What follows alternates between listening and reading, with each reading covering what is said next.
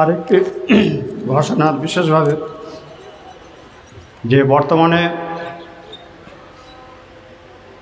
মুসলমানদের মধ্যে শিক্ষার হার কেমন বেড়েছে, তার সঙ্গে সামাজিক মেলামেশা উদারতার নাম করে অনেক রকম অশ্লীল বেহায়াপনা কাজও চলছে।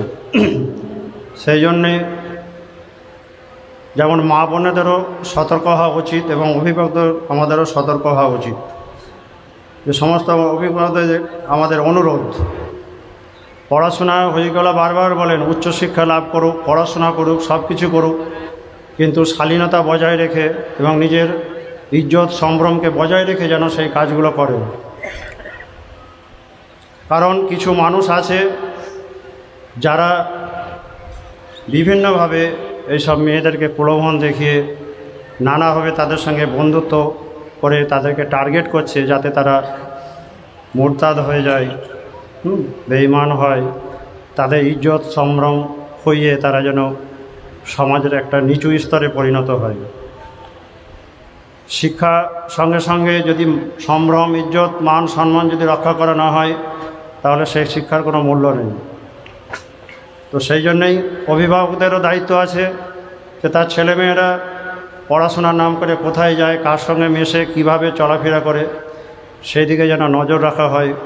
এবং মা বাবা যারা পড়াশোনা করছেন, কলেজে যাচ্ছেন, আরও উচ্চশিক্ষা লাভ করছেন, তাদেরও উচিত যে যেন তারা নিজেদের সম্ভ্রম, ইজ্জত সব কিছুকে বজায় রাখে, চেষ্টা করে এবং নামাজ পড়া, ওজিফা পড়া, কালাম পাক পড়া, ইসলামকে সঠিকভাবে জানার চেষ্টা করে। যদি ইসলামকে সঠিকভাবে জানা যায়, আল্লাহ রসুলের হুকুমতে চলে, তাহলে তাদেরকে এবং কামেল ওলিয়াল্লাদের পরামর্শ মতো চলে, তাহলে শয়তান তাদেরকে বেরাস্তা করা তাদের পক্ষে সম্ভব হবে না।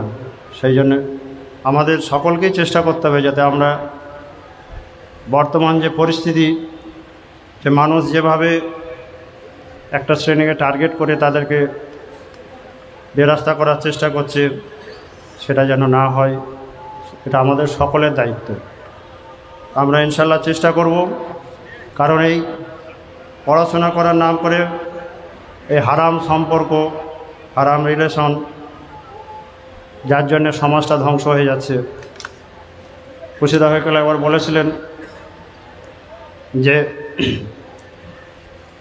একটা সন্তান ভূমিষ্ঠ হবে, নেককার ইমানদার হবে যদি তার মা বাপ নেককার ইমানদার হয়।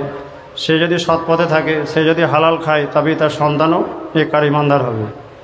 তো সেই জন্যে কেউ যদি হারাম সম্পর্কে লিপ্ত থাকে, তার গর্ভে কোনোদিনই ভালো সন্তান আসতে পারে না।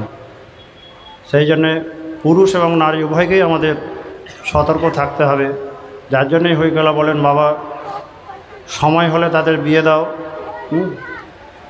আমরা চিন্তা করি যে আমরা নিজের পায়ে দাঁড়াবো, তারপরে বিয়ে করব, কিন্তু রাসূলুল্লাহ সাল্লাল্লাহু আলাইহি ওয়াসাল্লাম বলেছেন, আমাদের হইকলা বলেন সব, যে সময় হলে মেয়েদের, ছেলেদের বিয়ে দাও।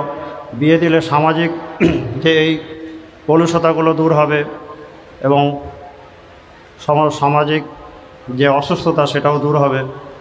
তো সেই জন্য আমাদেরকে সেই দিকে লক্ষ্য রাখা উচিত, সেইভাবে চিন্তাভাবনা করা উচিত। শিক্ষার সঙ্গে সঙ্গে এই সামাজিক ব্যাধিগুলো যাতে দূর করা যায়, এটা আমাদেরকে সমবেতভাবে ইনশাআল্লাহ চেষ্টা করব। এটা আমাদের সকলেই চেষ্টা করা উচিত।